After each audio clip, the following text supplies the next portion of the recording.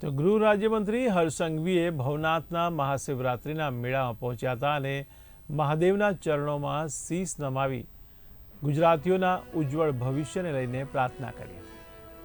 તો શહેરના તમામ પોલીસકર્મી અને મહાનગરપાલિકાને ઉત્તમ આયોજન કરવા બદલ અભિનંદન પણ પાઠવ્યા હતા.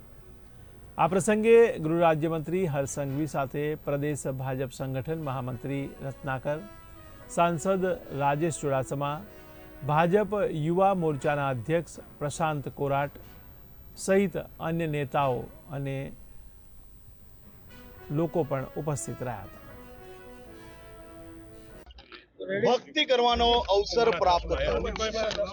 સાથે સાથે મારા ગુજરાતના સૌ નાગરિકો માટે એમની ઉત્તરોત્તર પ્રગતિ થાય, શાંતિ સલામતી બની રહે, સૌ પરિવારજનો સંયુક્ત કુટુંબમાં પોતાનું જીવન ખુશમય રીતે જીવી શકે તેવી પ્રાર્થના આજે ભવનાથ ખાતે મહાદેવજીના ચરણોમાં વંદન કરીને સૌ ગુજરાતી ભાઈ બહેનો માટે આ પ્રાર્થના કરી છે.